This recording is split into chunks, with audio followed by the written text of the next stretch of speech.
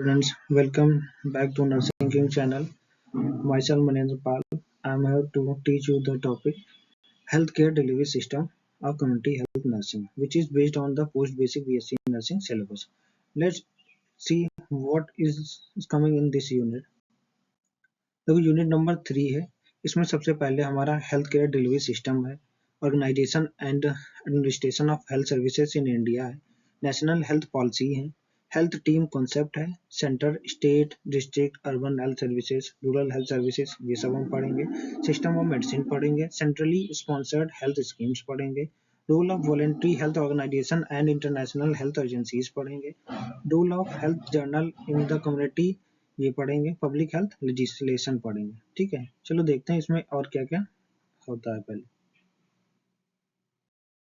Health care delivery system, इसकी definition है health care delivery system is defined as all societal services and activities design to protect or restore the health of individual, families, group and communities.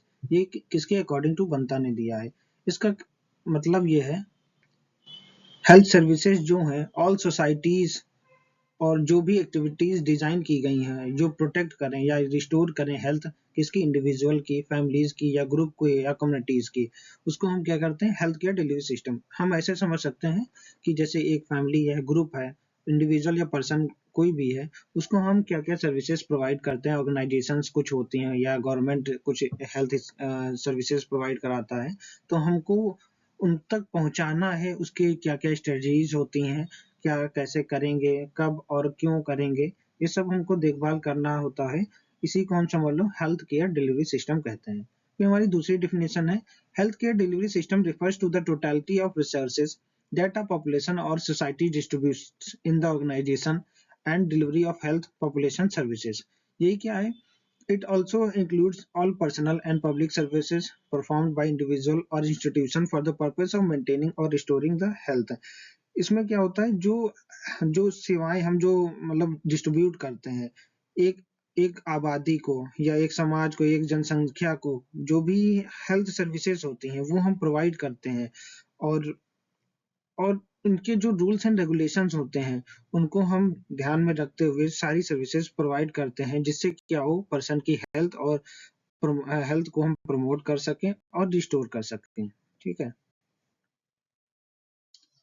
हमारा next topic है, heading है मतलब goals and objectives of health care delivery system. पहला point है to improve the health status of population and clinical outcomes of care. इसमें क्या करता है, हम हेल्थ स्टेटस को इम्प्रूव करेंगे पॉपुलेशन को, और उनका जो क्लिनिकल आउटकम्स है उसको इम्प्रूव करेंगे या रिजल्ट उसका पा पाएंगे. To improve the experience of care of patients, families and communities. इसमें क्या करते हैं, जो एक्सपीरियंस होता है केयर का, जो फैमिलीज को है उनको बेहतर बना सकते हैं या उनको अच्छी सर्विसेज प्रोवाइड कर सकते हैं. टू रिड्यूस, तीसरा पॉइंट है to reduce the total economic burden of care and illness. इसमें क्या होता है, जब गवर्नमेंट या ऑर्गेनाइजेशन कोई हेल्थ सर्विसेज प्रोवाइड करेगा तो बेसिकली उसका इकोनॉमिक जो फैमिली का इकोनॉमिक बर्डन हो वो रिड्यूस हो जाएगा. लास्ट पॉइंट है to improve social justice equity in the health status of population. इसमें क्या होता है कि जो हेल्थ इक्विटीज होती हैं जो मतलब हर पर्सन के लिए इक्वली डिस्ट्रीब्यूटेड होती है, ऐसा कोई भेदभाव नहीं किया जाता है जिससे कि वो बेनिफिट ना मिल सके. हेडिंग है हमारी function of health care delivery system. सबसे पहला पॉइंट है टू प्रोवाइड हेल्थ सर्विसेज. जो भी हम हेल्थ सर्विसेज हैं उनको प्रोवाइड करना है. To raise and pool does resources suitable to pay for health care. स्वास्थ्य जो भी हम देखेंगे, जो फंड एकजुट करेंगे, जो भी हेल्थ सर्विसेज होंगी उनको प्रोवाइड करने के लिए ये बेनिफिट करता है. To generate human and physical sources that makes delivery service possible. जो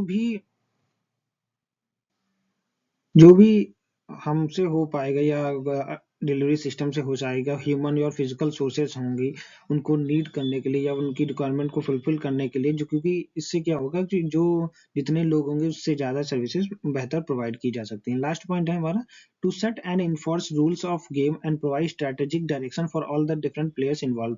हम इसमें एक टीम बनाएंगे, उनका एक डिफरेंट रूल बताएंगे कि आपको ये काम करना है. हर टीम मेंबर्स को इक्वली या एक लीडर बनाएंगे, उसको रिपोर्ट करना होगा. तो ये क्या है, फंक्शंस हैं हमारे. फिर हमारा health care delivery system in India, ये पोस्ट बेसिक बीएससी नर्सिंग में ज्यादातर क्वेश्चन पूछा जाता है 5 या 10 नंबर में. सबसे पहले देखते हैं इसमें पहले क्या क्या है. In India it is represented by 5 major sectors और एजेंसीज। ये क्या इंडिया में 5 मेजर सेक्टर्स और एजेंसीज में डिस्ट्रीब्यूटेड है। पहली हमारी पब्लिक हेल्थ सेक्टर है, दूसरा हमारा प्राइवेट सेक्टर है, तीसरी हमारी इंडिजीनियस सिस्टम ऑफ मेडिसिन है, चौथी हमारी वॉलंटरी हेल्थ एजेंसीज हैं, पांचवी हमारी हेल्थ नेशनल हेल्थ प्रोग्राम्स हैं। चलो हम इनको एक एक करके डिस्कस करते हैं क्या क्या होता है। जैसे पब्लिक हेल्थ सेक्टर्स में भी डिवाइड किया हुआ, जैसे ग्रीन कलर जो दिख रहा है ये इसके सब पार्ट्स हैं। जैसे पहला हमारा primary health care. Primary health care में हमारी प्राइमरी हेल्थ सेंटर्स आ जाएंगे, सब सेंटर्स आ जाएंगे। प्राइमरी हेल्थ सेंटर्स आप लोगों को तो पता ही होगा, सब सेंटर्स भी पता होगा। हॉस्पिटल्स हेल्थ सेंटर्स क्या होते हैं, इसमें क्या होता है कम्युनिटी हेल्थ सर्विसेज प्रोवाइड करी जाती हैं। रूरल हेल्थ सेंटर्स होते हैं, डिस्ट्रिक्ट हॉस्पिटल होते हैं, स्पेशलिस्ट हॉस्पिटल्स होते हैं, टीचिंग हॉस्पिटल्स होते हैं। स्पेशलिस्ट हॉस्पिटल्स वो होते हैं जो कोई एक स्पेशलिटी के हैं, जैसे एक ट्यूबरक्लोसिस के या नेफ्रोलॉजिस्ट के, जैसे कैंसर का हॉस्पिटल या ऐसे एक स्पेशलिटी होती है, वो सारी हॉस्पिटल्स को हम स्पेशलिस्ट हॉस्पिटल बोलते हैं। टीचिंग हॉस्पिटल्स क्या होते हैं, जिसमें टीचिंग प्रोवाइड की जाती है, हॉस्पिटल के साथ साथ सर्विसेज के साथ साथ टीचिंग भी प्रोवाइड की जाती है, उसे हम हॉस्पिटल सर्विसेज कहते हैं। हेल्थ इंश्योरेंस स्कीम, ये ये इसमें क्या होते हैं, एम्प्लॉयज स्टेट इंश्योरेंस होता है, सेंट्रल गवर्नमेंट हेल्थ स्कीम्स होती हैं। अदर एजेंसीज में क्या होता है, डिफेंस सर्विसेज में होता है, रेलवेज में होता है। ठीक है। अब दूसरा हमारा पॉइंट है प्राइवेट सेक्टर। प्राइवेट सेक्टर में हमारे आते हैं private hospitals, polyclinics, nursing homes, dispensaries. Polyclinic nursing homes जो जैसे डिलीवरी लोग कराते हैं, नर्सेज जो रजिस्टर्ड नर्स होती हैं विद फिजिशियन या कंसल्टेंट्स के अंडर में रह के वो डिलीवरीज या कुछ भी हेल्थ सर्विसेज प्रोवाइड कराते हैं। डिस्पेंसरीज मतलब मेडिसिन या फार्मेसी बोल सकते हैं। जनरल प्रैक्टिशनर्स एंड क्लिनिक्स होते हैं। Indigenous system of Ayurveda, indigenous system of medicine, इसमें भी बहुत सारे आते हैं, जैसे आयुर्वेदा आता है, सिद्धा आता है, यूनानी आता है, होम्योपैथी आता है, नेचुरोपैथी आता है, योगा आता है। अनरजिस्टर्ड प्रैक्टिशनर्स, अनरजिस्टर्ड प्रैक्टिशनर वो होते हैं जो जैसे झोला छाप हम लोग जो सिद्ध हिंदी में बोलते हैं, जो झोला छाप डॉक्टर्स होते हैं, वो भी एक तरह से हेल्थ सर्विसेज तो प्रोवाइड ही कर रहे हैं ना, तो उनको भी हम इंक्लूड करेंगे। फिर हमारा नेक्स्ट है वॉलंटरी हेल्थ एजेंसीज। ये सारी एजेंसीज हैं, जैसे Indian red cross society, Hindu कुष्ठ निवारण संघ, Indian council for child welfare, tuberculosis association of India, Bharat सेवक समाज, central social welfare board, the Kasturba memorial fund, ये सारे एजेंसीज हैं। फिर हमारा लास्ट है नेशनल हेल्थ प्रोग्राम। ये सारे हमारे नेशनल हेल्थ प्रोग्राम्स हैं जो भी हेल्थ सर्विसेज प्रोवाइड करते हैं, जैसे national vector borne disease control, national leprosy eradication programme, revised national tuberculosis control programme, national AIDS control programme, national programme for control of blindness, iodine deficiency disorder programme, universal immunisation programme, reproductive and child health programme, yaws eradication programme, national cancer control programme, national guinea worm eradication programme, national mental health programme, national diabetes control programme, national programme for control and treatment of occupational disease, nutritional programme, integrated disease surveillance program, national surveillance program for communicable disease, national family welfare program, national water supply and sanitation program, minimum needs program, 20 points program। ये सारे programmes हैं जो भी health services provide करते हैं। हम इनको ज़्यादा डीप में डिस्कस नहीं कर रहे हैं, क्योंकि इसको आगे अभी हम डिस्कस करेंगे। आपका जैसे 5 नंबर में या 10 नंबर में क्वेश्चन आता है, तो आप ऐसे ही पॉइंट्स को लिख सकते हैं और थोड़ा सा आप इसको इलाबोरेट भी कर सकते हैं। है हमारी organisation and administration of health services in India at different level. ठीक है। Health system in India has 3 level, जैसे central level, state level and district and block level. चलो इसको हम एक्सप्लेन करते हैं क्या क्या होता है। सबसे पहला हमारा सेंट्रल लेवल में, सेंट्रल लेवल में क्या होता है, union ministry of health and family welfare होती है। फिर दूसरा हमारा होता है the directorate general of health services, DGHS भी होती हैं। फिर तीसरा क्या होता है, central council of health and family welfare होते हैं। अब इसमें हम देखते हैं union ministry of health and family welfare में क्या होता है। ये एक डिपार्टमेंट होता है गवर्नमेंट में, इसके और फर्दर फॉलोइंग डिपार्टमेंट होते हैं, जैसे डिपार्टमेंट ऑफ हेल्थ होता है, डिपार्टमेंट ऑफ फैमिली वेलफेयर होते हैं। इनके फंक्शंस क्या होते हैं, जो इंटरनेशनल हेल्थ रिलेशंस होते हैं, एडमिनिस्ट्रेशन ऑफ पोस्ट क्वारंटाइन में हेल्प करता है, एक promotion of research through research centres and other bodies, census and collection and publication of other statistical data, immigration regulation of labor in the working of mines and oil fields में, अब देखते हैं DGHS में हम लोग क्या क्या होता है, इसके ऑर्गेनाइजेशन में क्या क्या होता है, बेनिफिट होते हैं। इसमें हम 3 पॉइंट में होते हैं, मेडिकल केयर एंड हॉस्पिटल्स में देते हैं, पब्लिक हेल्थ में, जनरल एडमिनिस्ट्रेशन में। इसके फंक्शंस क्या होते हैं? सर्वे कराना, प्लानिंग कराना, कोऑर्डिनेशन कराना, प्रोग्रामिंग कराना, appraisal of health matters in the country में कराना, कंट्रोल ऑफ ड्रग स्टैंडर्ड देखते हैं, मेडिकल स्टोर रिपोर्ट्स देखते हैं, पोस्ट ग्रेजुएट ट्रेनिंग करते हैं, मेडिकल एजुकेशन प्रोवाइड कराते हैं, मेडिकल रिसर्च कराते हैं, हेल्थ इंटेलिजेंस के बारे में करते हैं, नेशनल मेडिकल लाइब्रेरी कराते हैं, नेशनल हेल्थ प्रोग्राम्स रन कराते हैं। ये सारे हमारे डीजीएचएस के अंदर आते हैं। फिर हमारा है central council of health and family welfare. इसके फंक्शंस क्या है? Provision of remedial and preventive care provide कराता है, इन्वायरमेंटल हाइजीन पे मेंटेन कराता है, न्यूट्रिशन प्रोवाइड कराता है, हेल्थ एजुकेशन प्रोवाइड कराता है, promotion of facilities for training and research provide कराता है। ठीक है। फिर हमारा नेक्स्ट पॉइंट है at state level. State level पे दो कैटेगरीज में डिवाइडेड है, स्टेट मिनिस्ट्री ऑफ हेल्थ और स्टेट हेल्थ डायरेक्टोरेट। जो स्टेट मिनिस्ट्री ऑफ हेल्थ है उसका रोल या फंक्शंस बोल सकते हैं, फंक्शंस हैं मेडिकल डेवलपमेंट प्रोग्राम प्रोवाइड कराता है, स्कूल हेल्थ प्रोग्राम प्रोवाइड कराता है, न्यूट्रिशन प्रोग्राम करवाता है, जितने नेशनल प्रोग्राम्स हैं, ग्वाइटर या एनटीसीपी या एमसीएच, ये मलेरिया प्रोग्राम, ये जितने प्रोग्राम है ये state ministry of health run कराती है। फिर हमारा आता है state health directorate. State health directorate क्या प्रोवाइड कराता है? ये रिस्पॉन्सिबल होता है जो भी हेल्थ एक्टिविटीज हो रही हों उसको ये देखता है, मतलब एक तरह मैनेजिंग बॉडीज हैं, जो भी हेल्थ सर्विसेज ये स्टेट गवर्नमेंट प्रोवाइड कर रही है तो उसको ये मैनेज करता है, देखता है, देखभाल करता है। फिर हमारा लास्ट पॉइंट है डिस्ट्रिक्ट लेवल। डिस्ट्रिक्ट लेवल में ये भी डिवाइडेड है, sub division, tehsil, community development block, municipalities and corporation, village and panchayat. ठीक है। अब ये क्या करता है? ये डिवाइड करता है एक पॉपुलेशन के हिसाब से।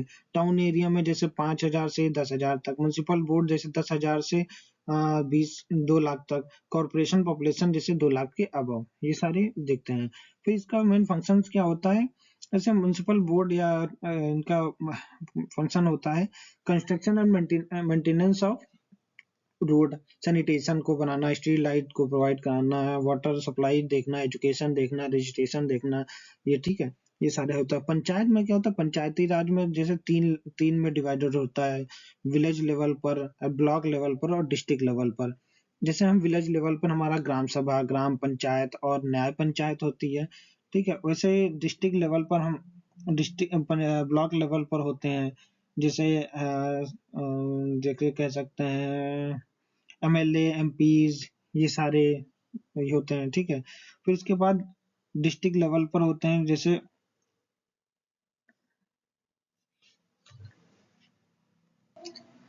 जैसे इन लोगों को डिस्ट्रिक्ट लेवल पर भी ये सारी गवर्निंग बॉडीज होती हैं जो हेल्पफुल होते हैं। फिर उसके बाद हमारा है टॉपिक मेडिसिन। ये भी इम्पोर्टेंट होता है, 5 नंबर में ज्यादातर पूछा जाता है, वैसे कोई कंपलसरी नहीं है, लेकिन इसमें देखते हैं सिस्टम मेडिसिन में हमारे, जैसे हमने अभी पीछे पढ़ा था, सबसे पहला हमारा आयुर्वेदा होता है। Ayurveda, the term Ayurveda is derived from two Sanskrit word ayur and veda. जो आयुर का मतलब क्या होता है? लाइफ होता है। वेदा का मतलब होता है नॉलेज और साइंस होता है। ठीक है। इसका मतलब Ayurveda means sign of life और वे ऑफ लाइफ। ठीक है। आयुर्वेदा मतलब जड़ी बूटियों वाला, जैसे हम लोग बोल सकते हैं। आयुष भवन जो हॉस्पिटल्स में होता है, आयुष भवन होता है, उसको ही हम लोग सिस्टम ऑफ मेडिसिन कहते हैं। इसके चलो हम देखते हैं नेक्स्ट। पहला हमारा प्रिंसिपल्स क्या क्या है? The principle of Ayurveda is based on the concept of 5 basic elements and tridoshas. ठीक है। ये प्रिंसिपल क्या है? ये 5 बेसिक एलिमेंट्स पर बेस्ड है और त्रिदोषास पे बेस्ड है। ठीक है।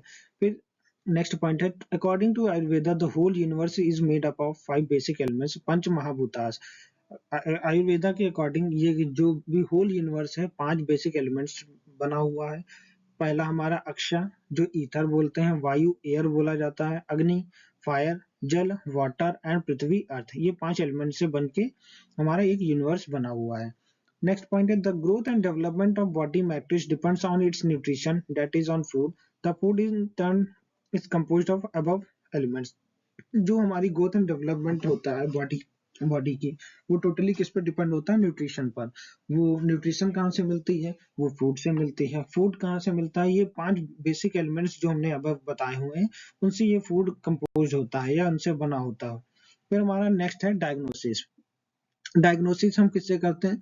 Ayurveda diagnosis is done by questioning and by undertaking at investigation. हम इसमें क्या करते हैं, डायरेक्ट क्लाइंट से उससे बात करते हैं, उससे प्रश्न पूछते हैं, ठीक है। और उसके बाद हम पल्स देखते हैं, यूरिन देखते हैं, फेसेस देखते हैं, tongue, eye, visual, sensual sensual examination and inference, ठीक है। ये सारे हम देख के, हम उसको ऑब्जर्व करके हम इसका ट्रीटमेंट प्रोवाइड कराते हैं। डायग्नोसिस बेसिकली उनका फेशियल या पल्स से ही ज्यादातर वो डायग्नोस करते हैं, जो माइनर या कुछ मेजर ट्रीटमेंट प्रोवाइड कर सकते हैं। जैसे ट्रीटमेंट में हम लोग देखेंगे, treatment include preventive and curative major. ये सिर्फ प्रिवेंटिव और क्यूरेटिव मेजर्स होता है। प्रिवेंटिव मेजर्स इंक्लूड जैसे personal hygiene, regular daily routine, appropriate social behaviour. जैसे हम क्या, ये ट्रीटमेंट प्रोवाइड करने के बाद जो वो क्लाइंट है पर्सनल हाइजीन मेंटेन कर पाएगा, अपने जो डेली रेगुलर रूटीन्स है उसको फुलफिल कर पाएगा, और सोशल बिहेवियर में वो इंटरेक्ट कर पाएगा, ठीक है। लास्ट पॉइंट है हमारा, the curative measures include three major including austerity, that is drugs, anna, that is diet, and vihar, that is exercise and general mode of life। ये तीन मेजर्स पर डिवाइडेड है। जैसे औषधि, औषधि मतलब ड्रग्स होते हैं, जो हम कुछ जड़ी बूटियाज होती हैं, जो जड़ी बूटी होती हैं, उनको घिस कर उनका या पेस्ट बनाया जाता है, जो पानी में या कुछ इसी तरीके से उनका होता है, जो टैबलेट फॉर्म में या सिरप फॉर्म में भी प्रोवाइड की जाती है, उससे भी हम ट्रीटमेंट प्रोवाइड कर सकते हैं। अन्न मतलब डाइट, जो हम डाइट प्रॉपर लेंगे, तो जैसे बैलेंस डाइट बोल सकते हैं, प्रॉपर लेंगे, जिससे भी कोई भी डिसीज को क्योर किया जा सकता है। और बिहार मतलब एक्सरसाइज करना है। आप जब एक्सरसाइज करेंगे तो आपको स्वेटिंग होगी, उससे भी बहुत सारी डिसीज कंडीशंस को हम मतलब दूर भगा सकते हैं और अपनी जान को बचा सकते हैं या प्रिवेंट कर सकते हैं फ्रॉम डिसीज के लिए, ठीक।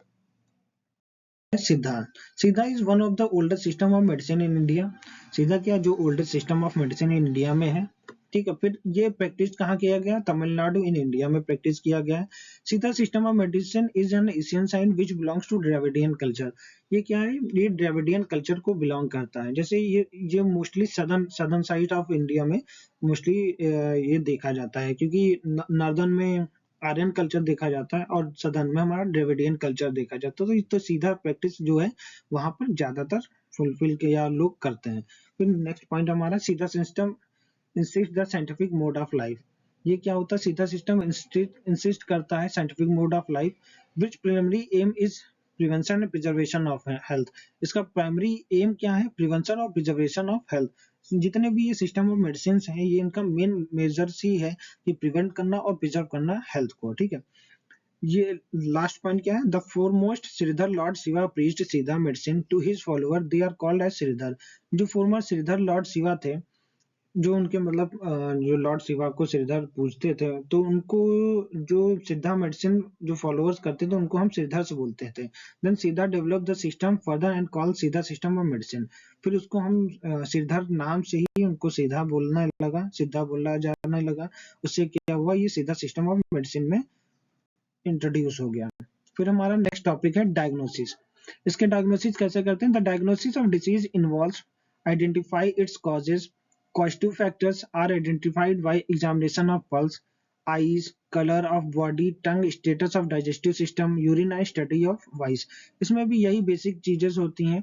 जैसे हम उसका एग्जामिनेशन करेंगे, पल्स, पल्स हर सिस्टम में पल्स का मेजर रोल रहता है कि पल्स वो लोग एग्जामिन करते हैं, आईज को देखते हैं, बॉडी का कलर देखते हैं, टंग्स देखते हैं, डाइजेस्टिव सिस्टम आपका देखेंगे, यूरिन देखेंगे, आपकी वॉइस कैसी है। ये सारी चीजों से वो डायग्नोस करके आपको डिसीज के अकॉर्डिंग उसका ट्रीटमेंट प्रोवाइड करेंगे। फिर इसमें ट्रीटमेंट क्या होता है? Siddha medicine make use of mercury, silver, arsenic, lead, sulphur. ये लोग क्या करते हैं? इसमें बेसिकली यूज होता है मरकरी का, सिल्वर, आर्सेनिक का, लेड, सल्फर का, mineral plant and animal parts के का भी यूज करते हैं ये लोग। The Siddha system is effective in treating chronic causes cases of rheumatic problems, anaemia, peptic ulcer, bleeding piles, liver and skin diseases. ये क्या करता है? ये क्रॉनिक केसेस होते हैं, उनको भी ये ट्रीटमेंट प्रोवाइड करता है। जैसे रिमेटिक प्रॉब्लम्स होती हैं, एनीमिया होती है, पेप्टिक अल्सर होता है, ब्लीडिंग पाइल्स होता है, लीवर और स्किन डिसीजेज को भी ये फुलफिल करता है, ठीक है। हमारी Unani, Unani named is derived from word Ionian which originated in Greece.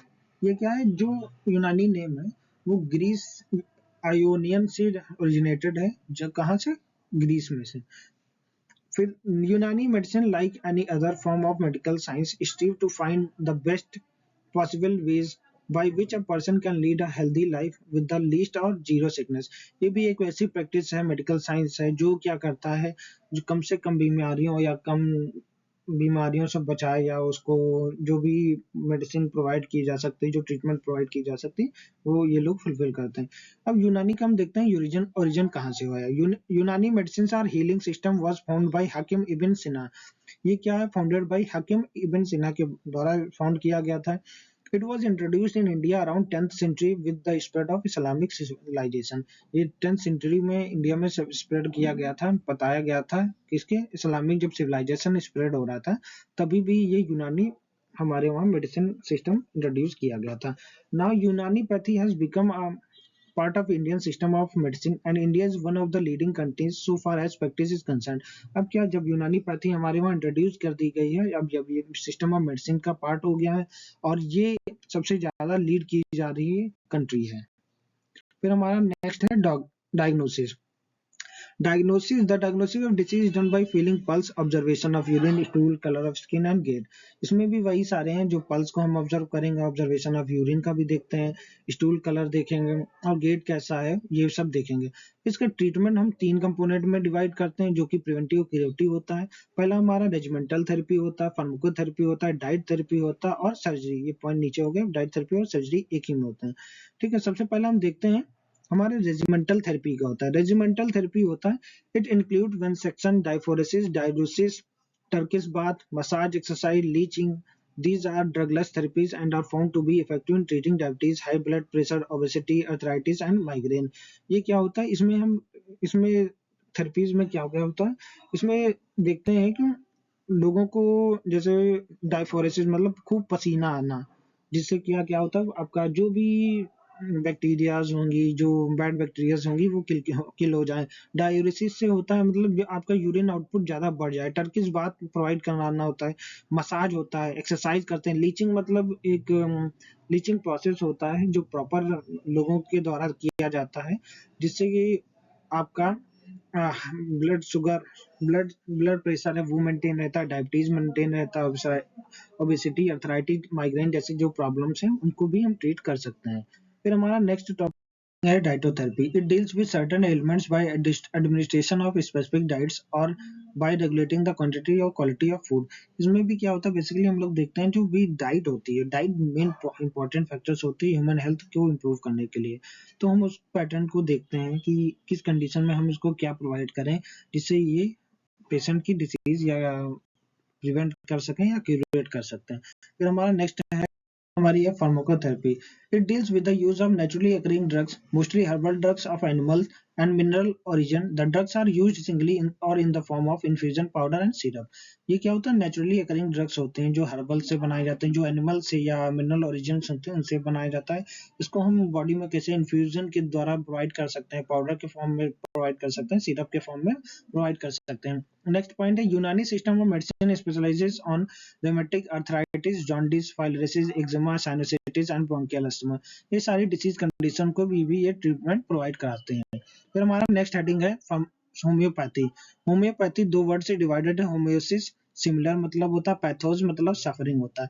Homeopathy is a specialised method of drug therapy during curing a natural disease by administration of drugs. ठीक है, ये एक ड्रग थेरेपी होती है जो natural disease by administration of drugs से prevent किए जा सकते हैं या क्योर की जा सकती है।